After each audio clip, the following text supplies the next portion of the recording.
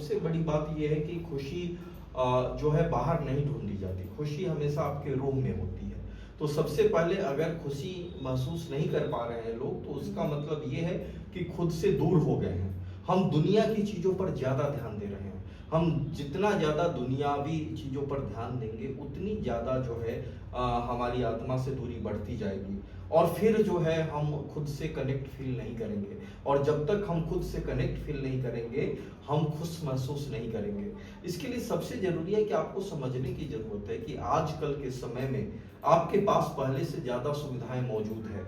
जो पुराने ज़माने में जो सुविधाएं लोगों के पास नहीं थी, वो सुविधाएं आज है।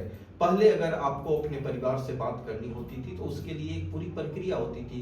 आप एसटीडी बूथ में जाते थे, वहां कॉल करते थे, तब जाकर के बातचीत हो पाती है। अब आपके पास मोबाइल है, तुरंत आप मोबाइल से बातचीत कर लेते हैं। तो सुविधा आपकी बढ़ी। पहले जो है लोग गर्मी झेलते थे, अब आपके पास एसी है ना। तो कहने का अर्थ यह है, पहले कहीं ट्रैवल करने में दिक्कत होती थी।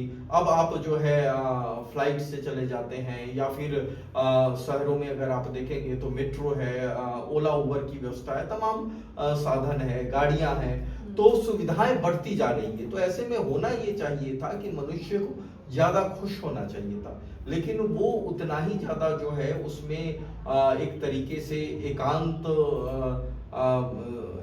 तो हम नहीं कहेंगे, लेकिन उसमें जो है एक तरीके से लोनलीनेस जिसे हम कहते हैं कि अकेलापन, वो बढ़ता जा रहा है। उसके पीछे वजह यह है कि लोग सोशल मीडिया पे, जैसे अगर 5000 दोस्त हैं, उसको स्क्रॉल कर रहे हैं, लाइक कर रहे हैं, कमेंट कर रहे हैं, लेकिन अक्सर देखा गया है कि जब किसी व्यक्ति को जरूरत होती है तो उन 5000 दोस्तों में से एक भी दोस्त नहीं पहुंचता है। तो कहने का अर्थ ये है कि रील की बजाय, सोशल मीडिया की बजाय वो सोशलाइज हो, लोगों से मिले जुले, बातचीत करें, डायरेक्ट इंटरेक्शन जो है वो बढ़ाएं।